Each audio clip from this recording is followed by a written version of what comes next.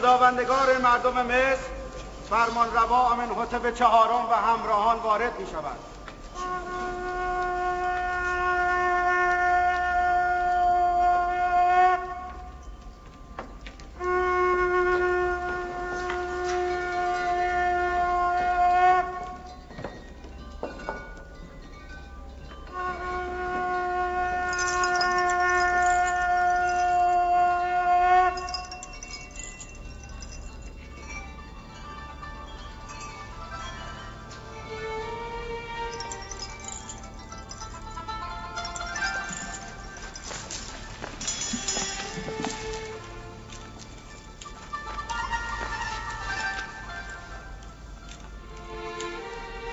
منظور ما از دعوت کاهنان، خوابگزاران، بزرگان و اشراف طبس آزمودن خوابگزار جوانی است که مدعی است میتواند خواب ما را تعبیر کند.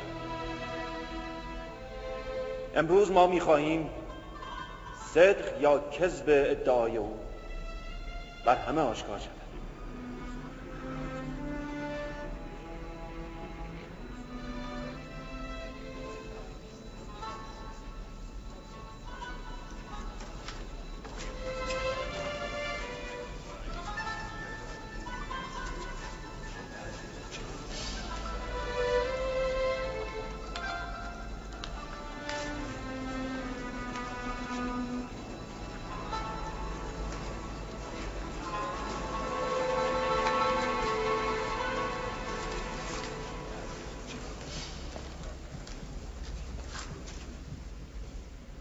درود بر فرمانروای دانای مصر آمنحتب.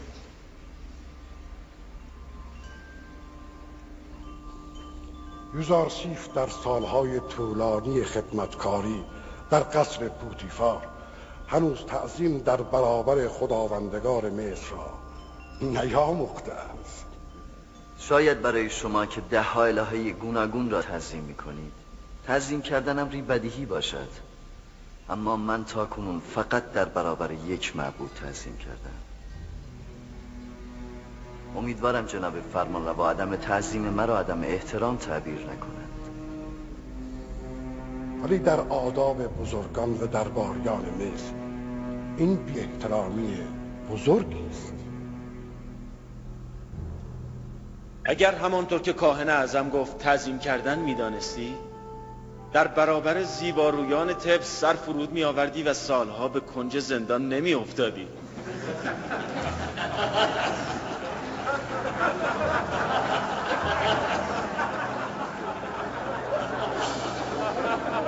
همه می دانید که قصد من از برگزاری این مجلس یافتن تعبیر خوابی است که به تازگی دیدم.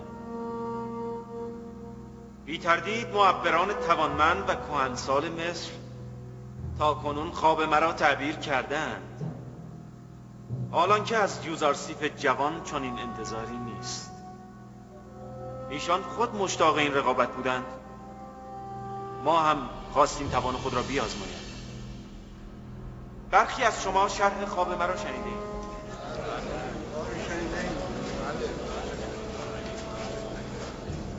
اما مایلم باز آن را تکرار کنم.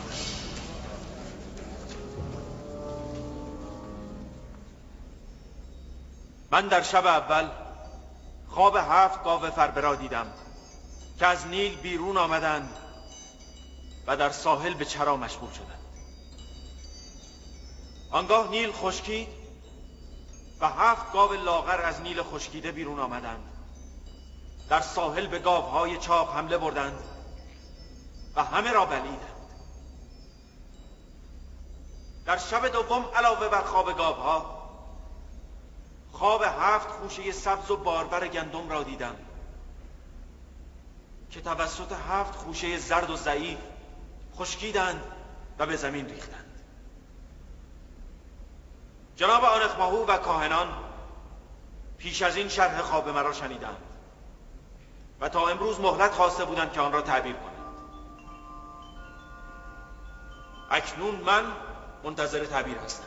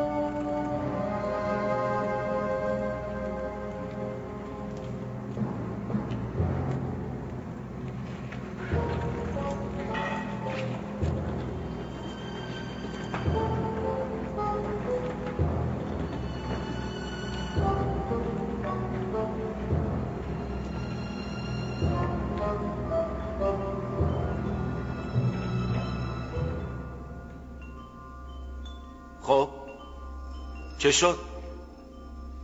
بگویید میشنویم. تلاش‌های بسیاری صورت گرفته. ما احوال ستاره ها و کواکب را بررسی کردیم، از ارواح گذشتگان مدد جستیم، شیاطین و عفریت ها را به یاری طلبیدیم تا بتوانیم خواب شما را تعبیر کنیم. اما خوابی نیست که ما از عهده تعبیر آن برنیاییم، اما خواب فرمانروا با دیگر خوابها متفاوت است. چون معمایی بدون پاسخ و دژی تقصیر ناپذیر است که همه اوراد ما را باطل و سرهای ما را پرزا نموده است. نتیجه تلاش همه ما خوابگزاران این است که گاو در اساطیر مصر به سال تعبیر شده است. فقط همین.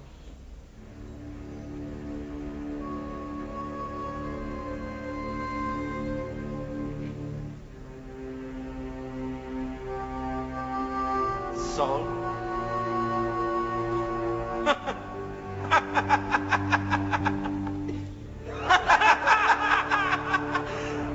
سال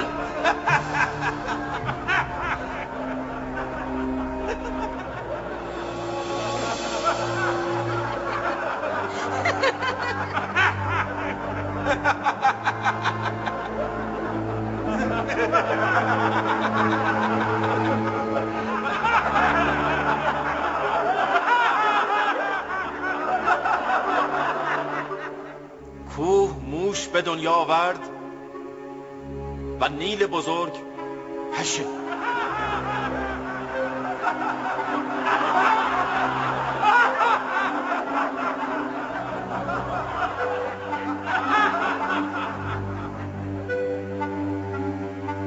تعبیر خواب من این است: گاو یعنی سال.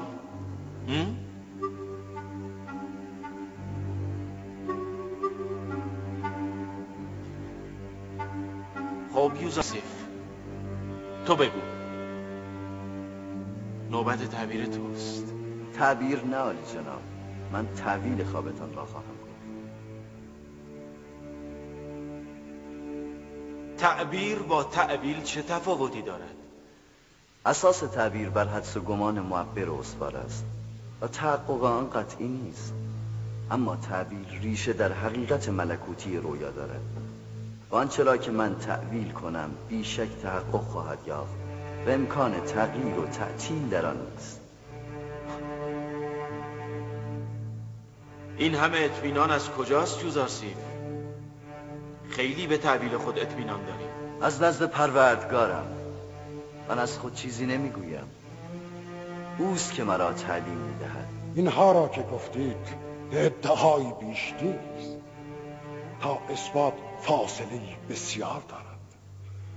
ادعای تو و خدایت هر دو در پرده تردید و ابهامند. اگر اجازه دهید من این پرده تردید را کنار خواهم زد و حقیقت رویا و قدرت پروردگارم را به اثبات خواهم رساند. جناب آخماهو اگر موافقند با کمک یکدیگری خواب را تعبیر کنیم. همکنون خوابگزار شما فرمود که گاو در اساطیر مصر به سال تعبیر شده، درست است؟ بله، تا اینجا رو تردید نداریم. و آیا قبول دارید که هر دو خواب گاوها و خوشه های گندم مثل هم هستند؟ ظاهرا همینطور است. و آیا خوشه های سبز و بارور نشانه فراوانی محصول و خوشه های زرد و ضعیف نشانه قحطی نیست؟ تعبیر دیگری را به خاطر نبرم. با این وضع آیا نمیتوانیم نتیجه بگیریم که 7 سال فراوانی و پرمحصولی و 7 سال خشکسالی و قحطی برای مصر در پیش است؟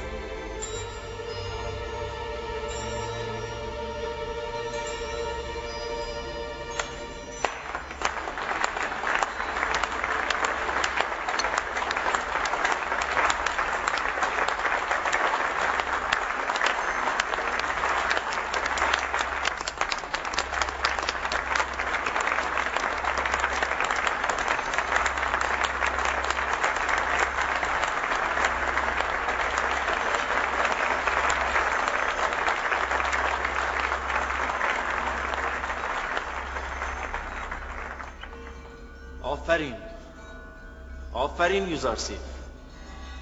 این بهترین و نزدیکترین تعبیر برای خواب من است. این تعبیری درست است. من یوزارسیف جوان را می‌ستایم.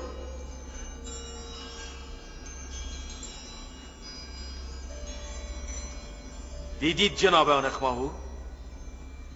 نگفتم اینان مشتی رجاله بی ارزه و پرمدعا هستند؟ اینان فقط میتوانند از روی تصورات واهی حدس و گمانهایی بزنند که به درد خودشان هم نمیخورند.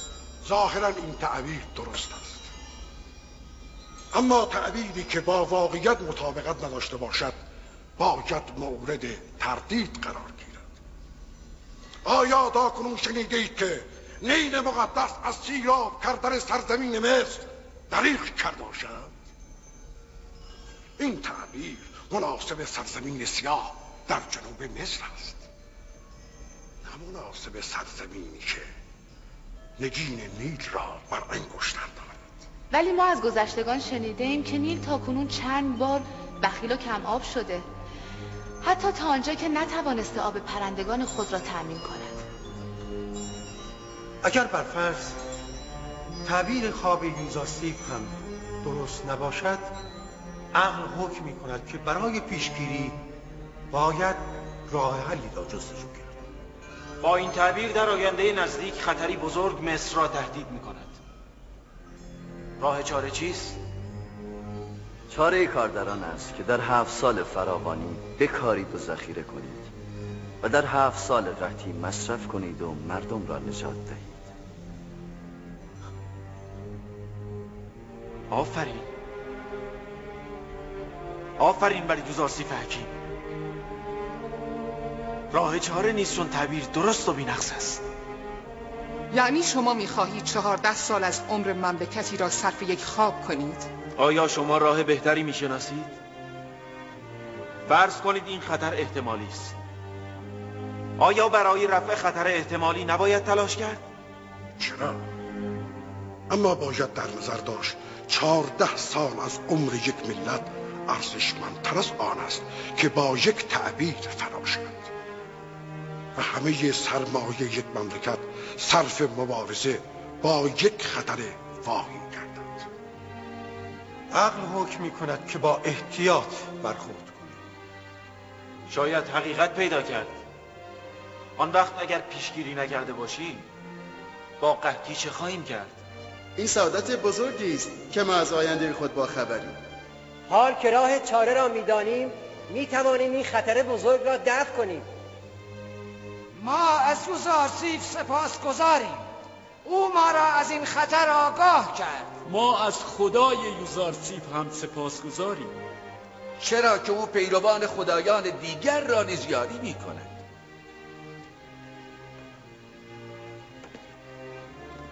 داستان پاکی و اجتناب از گناه یوزارسیف را همه شنیده اید.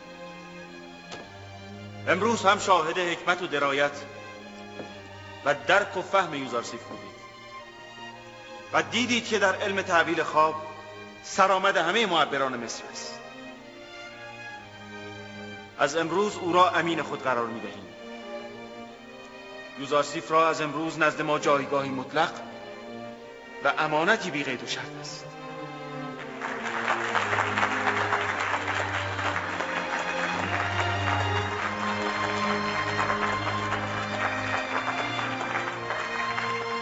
امروز من شاد و سرخوشم و نمیخواهم این نشاط را با تنبیه خوابگزاران تو به خشم تبدیل کنم.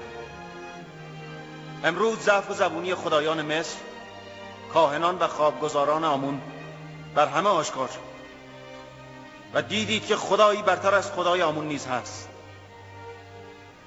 پیش از آن که خشم من دامنگیر این خوابگزاران شود، آنان را از اینجا ببر.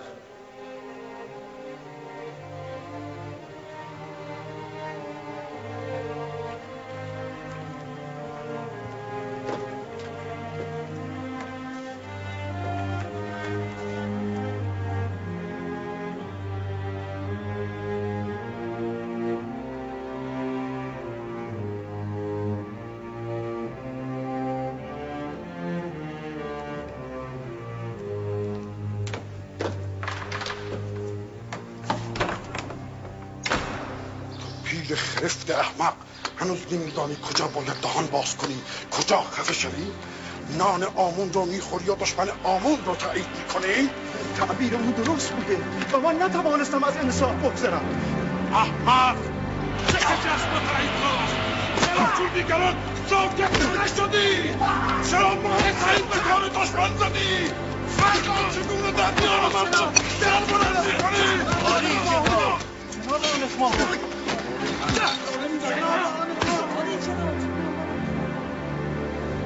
آدی امان! بله عالی جناب. او را ببر.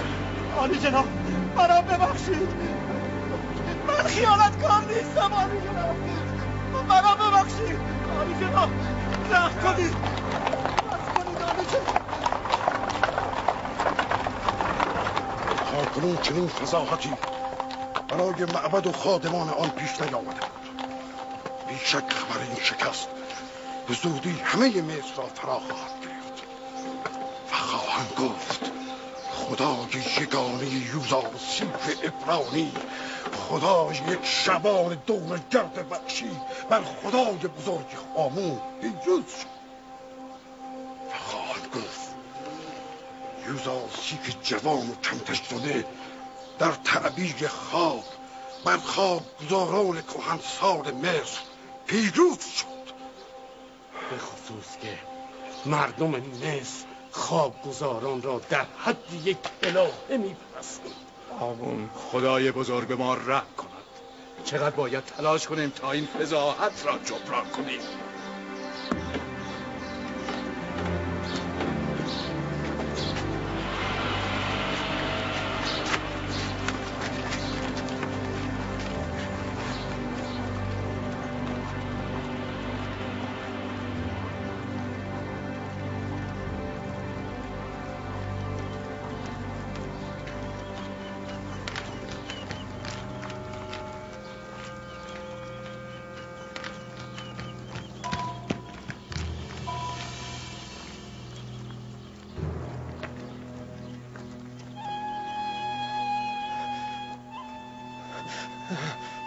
ببخشید، شما از کارکنان قصر هستید؟ چه میخوایی؟ یوسف، ببخشید، یوزارسیف را میشناسید؟ با او چه کار داری؟ آیا اینک او در قصر است؟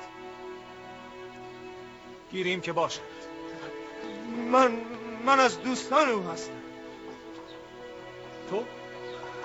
از دوستان یوزارسیف؟ مالک ابن زعر. به یوزارسیف بگویید که مالک 20 سال است که به دنبال او.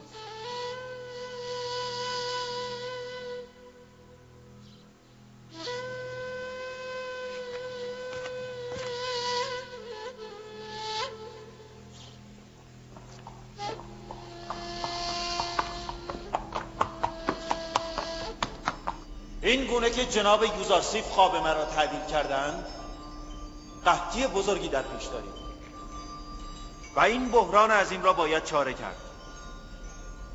اداره امور را باید به دست کسی سپرد که هم امین و صالح باشد و هم مدیر و مدبر.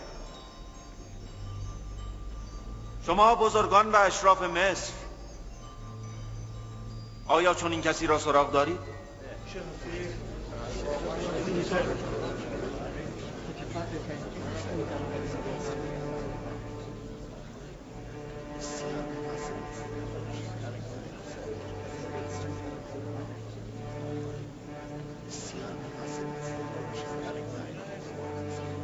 عالی جناب.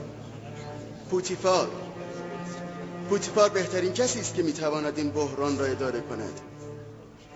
پوتیفار در بستر بیماری است و توان پرداختن به چنین مسئولیت سنگینی را ندارد. عالی جناب. افسر محافظ قصر فرمانروا جناب هرمهوب بسیار مناسب هستند. هرمهوب لیاقت‌های بسیار دارد، اما او بیشتر مناسب فرماندهی لشکریان است، نه مسئولیت امور کشاورزی.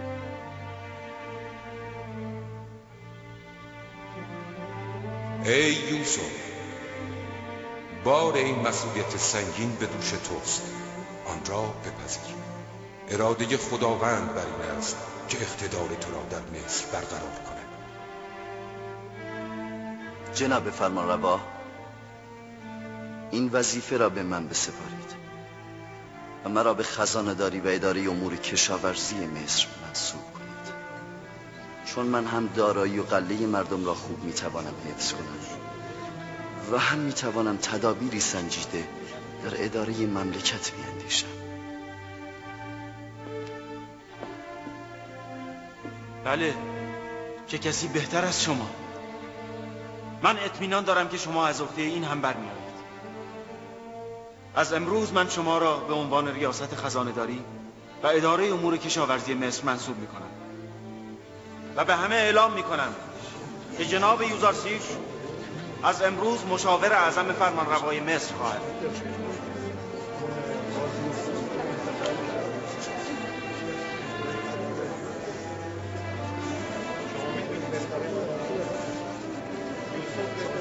اگرچه جوان داناست اما بیگانه است. تو فکر میکنی از عهده این مسئولیت سنگین برآید؟ نمی‌دونم. آیا به راستی خدای او از خدایان ما برتر و بالاتر است؟ مگر ندیدی آن خواب و خوابگزاران چگونه تسلیم او شدند و از او شکست خوردند؟ به هر حال برای اشراف زادگان مصر انتخاب یک بیگانه مایه سرشکستگی است. شما بزرگان و اشراف مصر می‌دانید که خوابگزاران چه مقام والایی نزد مردم ما دارند و هر کسی به این مقام نمی‌رسد. جناب یوزارسیف خوابگزاری است که مصر تاکنون نظیرش را ندیده است. من تصمیم گرفتم برای بزرگداشت ایشان مراسم زرین برگزار کنم. آیا جناب یوزارسیف از ما تقاضایی ندارند؟ مایلم خواسته های ایشان را اجابت کنم. امروز فرمانروا به بنده عنایت بسیار مبذول داشتند. تقاضایم این است که این عنایات را کامل کنند. هر تقاضایی را از جانب یوزارسیف میپذیرم. دو تقاضا دارم. اول اینکه زنان زندانی در بند را از زندان آزاد کنید.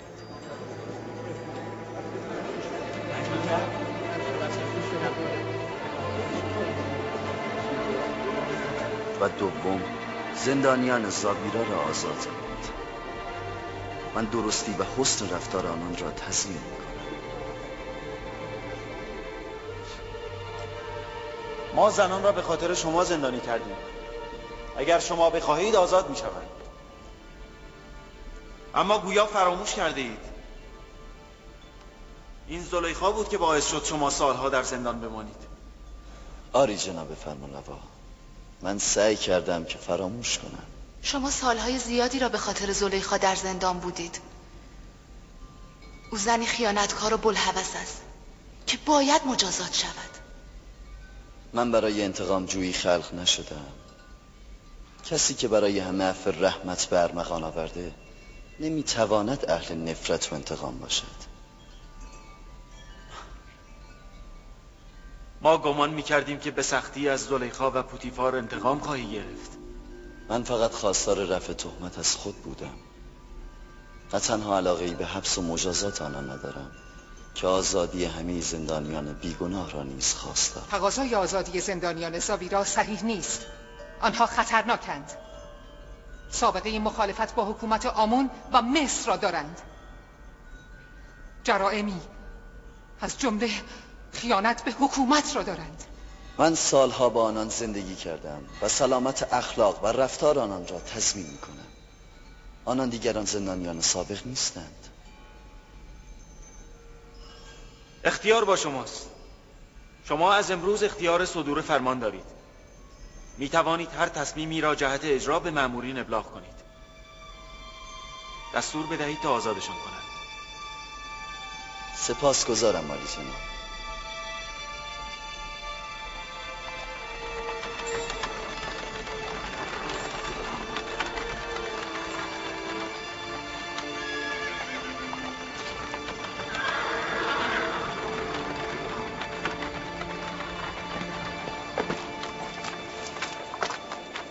فرمانده خود رو خبر کنید.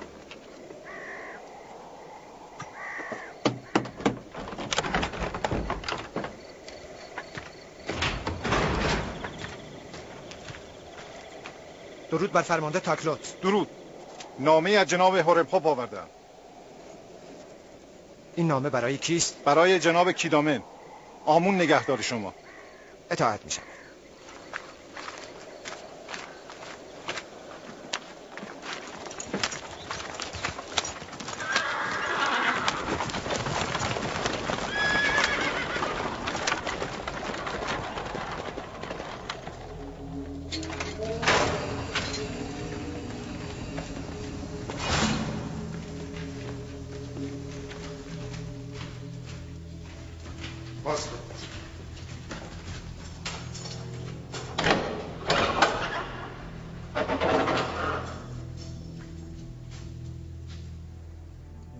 همه گوش کنید، به من توجه کنید.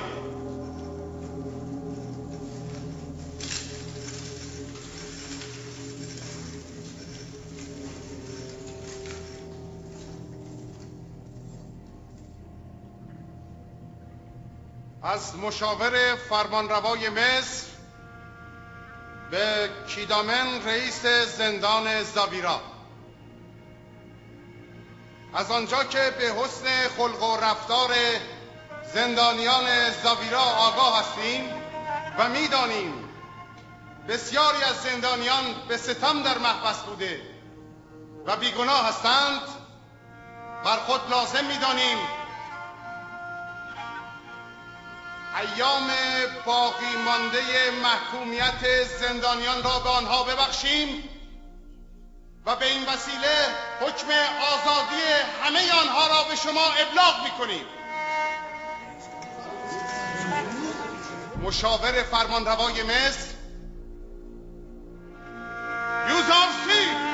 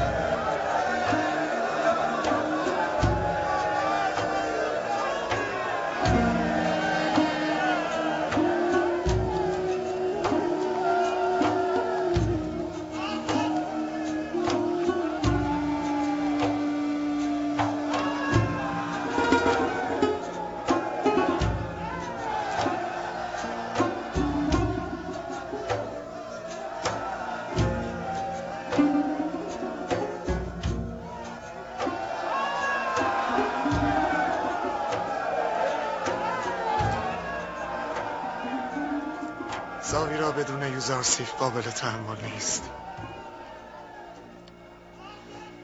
ای کاش من هم با اینان آزاد می شدم و به یوزارسیف می پیوستم.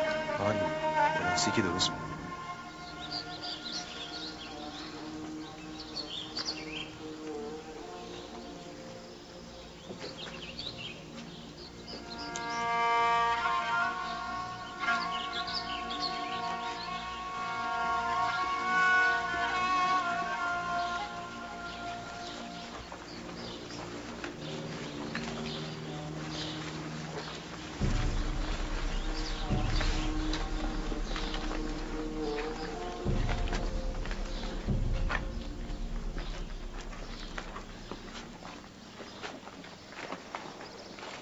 به راستی ما آزادیم؟ آری، به فرمان مشاور اعظم فرمانروا جناب یوزارسیف شما آزادید. شما چه گفتید؟ یوزارسیف مشاور اعظم فرمانروا شده؟ آری، همینطور است. شنیدید؟ یوزارسیف مشاور فرمانروا آمنحتب شده است. میدانید این یعنی چه؟ یعنی فرمانروا نیز شیفته او شده است. مگر می شود در کنار یوزارسیف بود و در دام او نبود؟ این تازه آغاز راه است. از این پس جمع کثیر شیفتگان او را خواهید دید.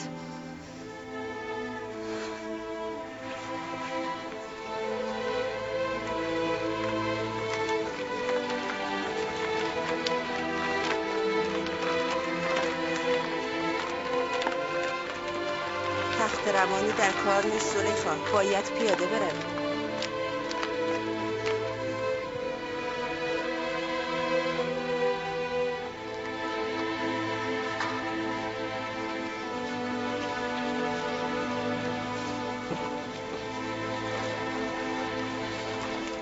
شنیدم که میگفتند کاهنان در برابرش ضعیف و ناتوان شده بودند. او هر چه را تعبیر کند اتفاق بیفتد. میگوید این تعبیر خواب را از خدایش آموخته، چیزی از خود نمیگوید. آری، او مدام از خدایش میگفت. گمان میکنم برای این که بگوید خدایش از آمون قوی تر است.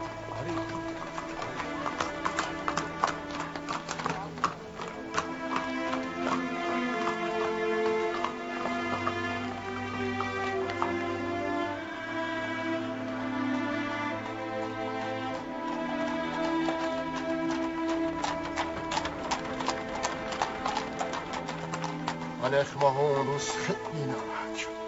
کاهنان نمیتوانستند در برابر او سر بلند کنند. او از همه معبران مصر داناتر است.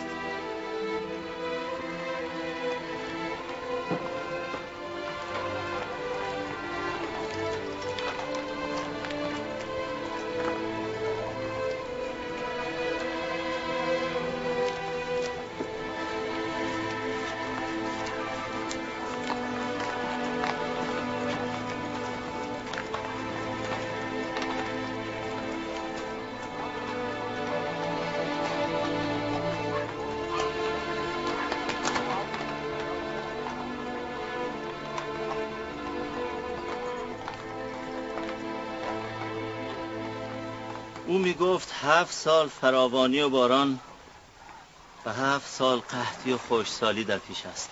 به نظر باید به فکر آینده بود. از کجا میدانی که قحطی خواهد شد؟ از آنجا که میگویند یوزارسیف در تعبیر خواب خطا نمی کند. از طرفی عاقل به هشدارها بی‌اعتنا نمی شود. اگر یوزارسیف این خواب را تعبیر کرده است، بیشک اتفاق خواهد افتاد.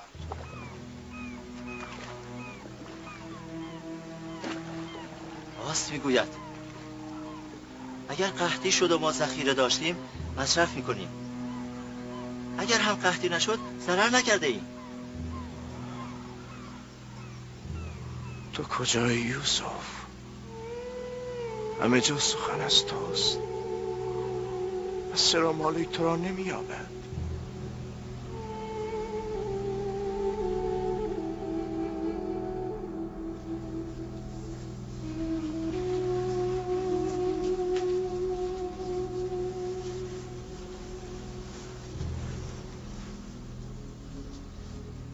با من کاری داشتید؟ مدت هاست که با تو کاری ندارم.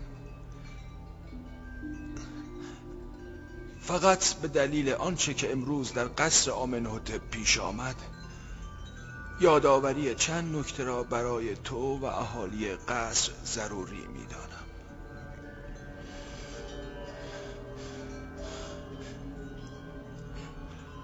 اگر به خاطر داشته باشید نزدیک 10 سال پیش ما یوزارسیف را به زندان انداختیم تا در نظر مردم حقیر و کوچک شود.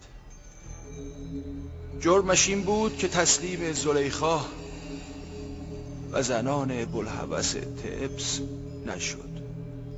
به عکس میبینید که من و زلیخا خوار و حقیر شده ایم و یوزارسیف چنان جایگاه والایی یافته که ما حتی تصورش را هم نمی کردیم. من و زلیخا دیروز در حضور فرمانروا رسوا شدیم. او به خاطر بوالهوسی و خیانت به شوهر و ستم به یوزارسیف بیگناه و من به خاطر زندان انداختن او و شرکت در خیانت‌های زلیخا. این باید برای همه شما درس عبرت باشد.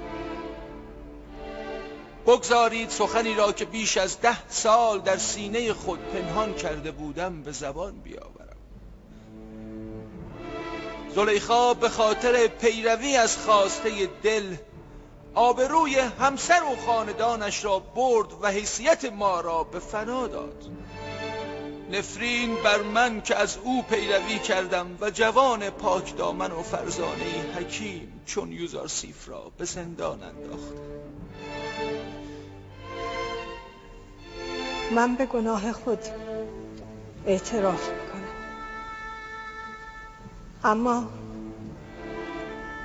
تایید و تعریف شما از یوزارسیف بیانگر آن است که من به انسان حقیری دل بستم. تو زشتی کلام خود را درک نمی کنی. تفسیر سخن تو این است که زنان مجازند اگر بهتر از شوی خود را یافتند دست به هر خیانتی بزنند و برای رسیدن به خواسته خود همه را فنا کنند. نفرین بر زنان بوالهوسی چون زلیخا و نفرین بر مردانی چون من که خطای امثال زلیخا را بی پاسخ می‌گذارند.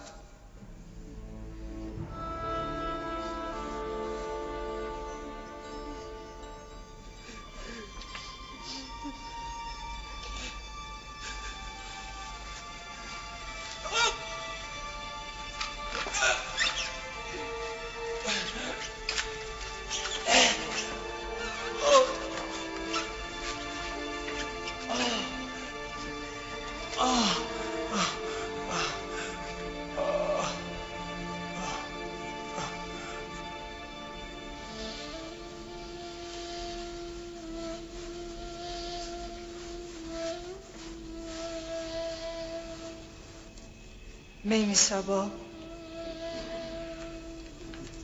بله بانوی من. میدانی یوزارسیف از زندان آزاد شده؟ من موقع آزادی ایشان آنجا بودم بانو. میدانی او اینک رئیس خزانه‌داری مصر و مشاور اعظم آمنحتب است؟ بیخبر نیستم بانوی من. او پس از آزادی زندانیان همبندش را نیز آزاد کرد. از یوزارسیف جز این انتظاری نیست. زنان خیانتکار مصر هم توسط او آزاد شدند. هر کسی جز او بود چنین گذشتی نمی کرد. او اینک تو را نیز آزاد می کند. من یوزارسیف مرا آزاد می کند؟ آری، عشق یوزارسیف تو را آزاد می کند.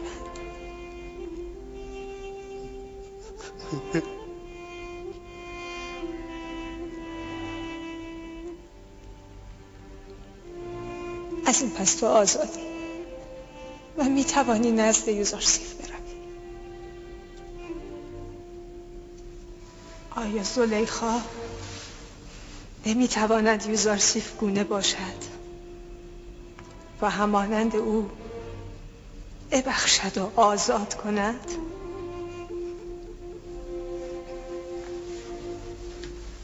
من سپاسگزارم بانو.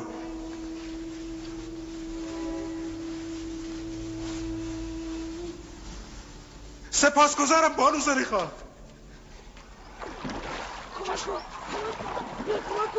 یعنی چه کسی میتواند باشه؟ بکشش بالا. بکشش بالا. مشروع میشه بچه. بایشو بگید. کمک کنید. بکش شده. یا کشتن. این که بزرگ خوابگزاران معبد آمون است.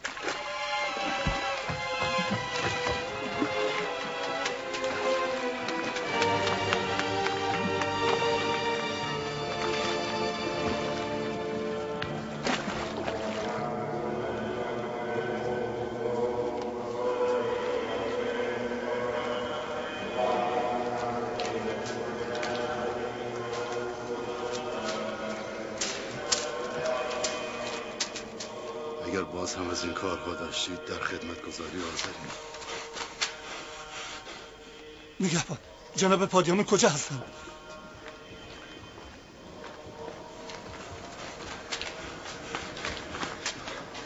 جناب پادیامون خوابگزار بزرگ مرد. ما جسد او را از آب گرفتیم و همکنون در کنار اسکله می باشد.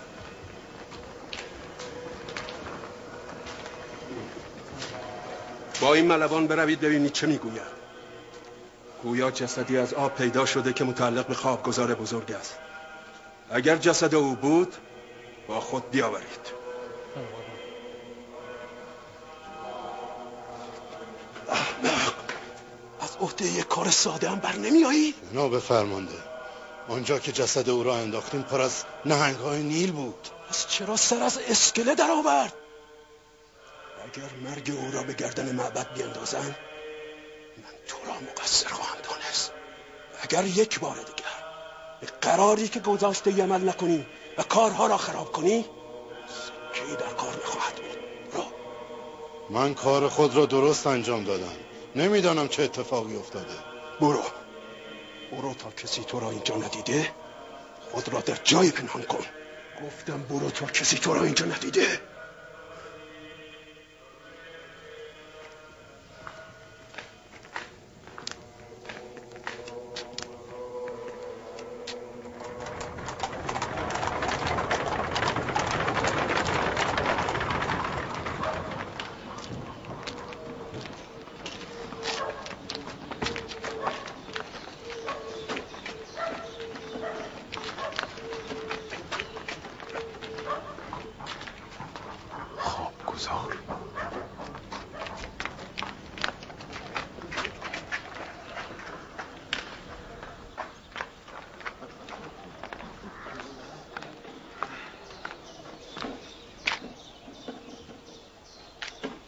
هی، تو این عروس ساقی نیستی؟ ساقی آمن‌هتپ. تو هم باید نیفر کپتاه باشی. درست گفتم؟ دوستت یوزارسیف چه میکنه؟ خوب است. با او چه کار داری؟ با او خیلی کار دارم. خیلی دلم میخواهد ببینمش.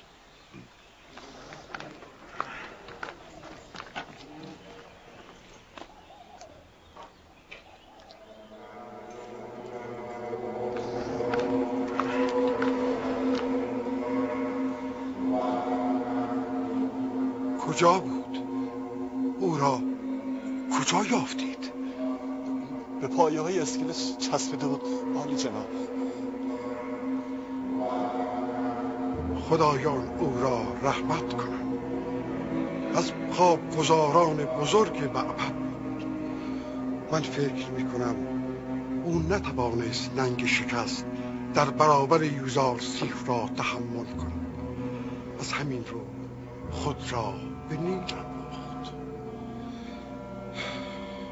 برای خوابگزار بزرگی مثل او مشکل بود که از عهده تعبیر خواب جناب فرمانروا بر نیاید. به همین علت خودکشی کرد. او را به احترام به قبر ببرید، مومیایی کنید و در یکی از مقبره ها دفن کنید.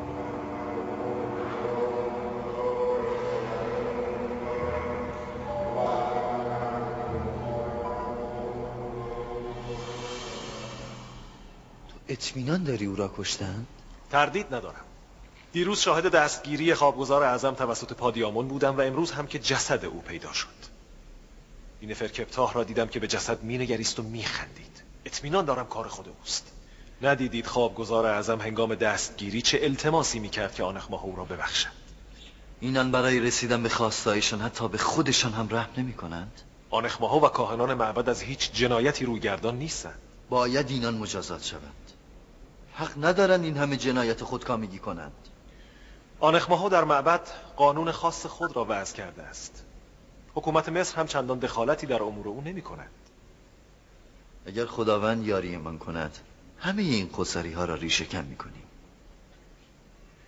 من برای شما نگرانم جناب یوزارسیف. مراقب خود باشید. اگر من خود را در پناه خدایم قرار دهم، همه آنها هم نمیتوانند آسیبی به من برسانند. این جنایت را در همه جا افشا کنید تا مردم بدانند و کاهنان نتوانند بر آن سرپوش بگذارند. به دنبال نینفرکپتا هم باید بگردید. او مرد خطرناکی است. اگر آزاد باشد جنایات بیشتری را مرتکب خواهد شد.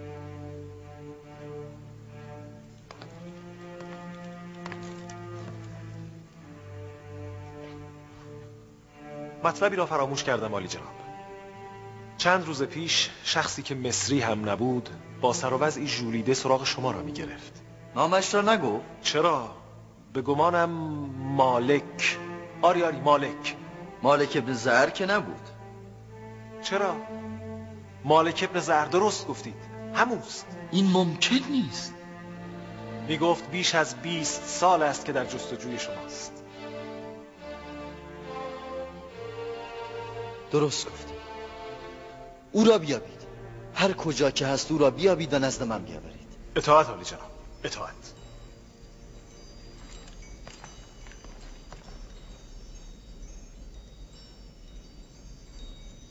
مالک ابن زهر. مالک یعنی خود اوست؟